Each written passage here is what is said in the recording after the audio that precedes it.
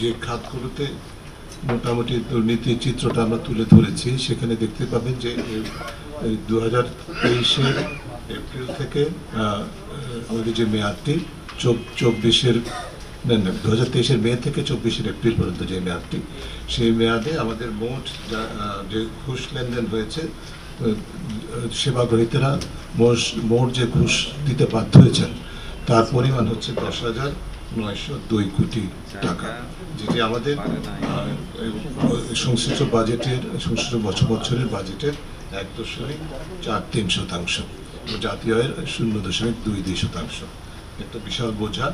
এবং যেটা আমরা আরেকটি বিষয়ে আকলন করার চেষ্টা করেছি, হিসাব করেছি, সেটা হচ্ছে 1997 থেকে পর্যন্ত, আমি শুরুতে বলেছিলাম, এ পর্যন্ত 10টি জরিপ হয়েছে আমাদের, এবং তার মধ্যে থেকে 2009-এর যে জরিপটি, অর্থাৎ কর্তৃত্ববাদী সরকারের মেয়াদের প্রথম বছরে যে জরিপটি 2009, যেটা 2010-এ প্রকাশিত হয়েছিল, তার থেকে হিসাব করে আমাদের এই বছরের জরিপ পর্যন্ত, অর্থাৎ 2024-এর এপ্রিল পর্যন্ত যে মেয়াদে আমরা জরিপগুলো করেছি, তাতে যেটা আমরা দেখতে পাই, সর্বমোট আমাদেরকে ঘুষ লেনদেনের শিকার হতে হয়েছে মানুষের 1,46,252 কোটি টাকা।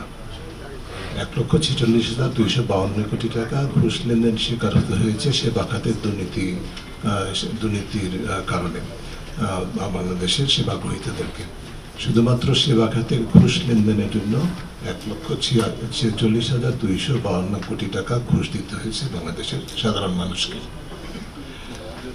এরপরে যে বিষয়গুলোর উপর, কয়েকটা বিষয়ের উপর আমি আরো গুরুত্ব আরোপ করতে চাই, সেটা হচ্ছে যে আমরা যেটা দেখতে পেয়েছি, আমাদের উত্তরদাতার কাছ থেকে জানতে চেয়েছিলাম তাদের অভিজ্ঞতায় দুর্নীতি প্রতিরোধের জন্য কি করণীয়। আপনারা দেখবেন যে বিষয়গুলো, এটা কোনো রকেট সায়েন্স না, আমরা সবসময় বলি যে বিষয়গুলো বিজ্ঞান বলে, গবেষণা বলে, সেই বিষয়গুলো আমাদের সাধারণ মানুষ বলেছেন। অর্থাৎ মূল কথাটা হচ্ছে যে দুর্নীতির বিরুদ্ধে শাস্তিমূলক ব্যবস্থা গ্রহণ করা হয় না, সেই কারণে দুর্নীতি ব্যাপকতা, গভীরতা সবচেয়ে বেশি। এবং এর সাথে খুবই সম্পৃক্ত আরেকটা বিষয়, একই মূলত একই বার্তাটা, সেটা হচ্ছে তদারকির ঘাটতি। যারা সেবা প্রদানকারী, তাদের তদারকির ঘাটতির কারণে তারা অনিয়ম দুর্নীতিতে নিমজ্জিত থাকেন, এবং তাদেরকে জবাবদিহিতার, যারা জড়িত তাদেরকে জবাবদিহিতার আওতায় আনা হয় না, সেটার কারণে দুর্নীতির ব্যাপকতা, গভীরতা বাড়তে থাকে।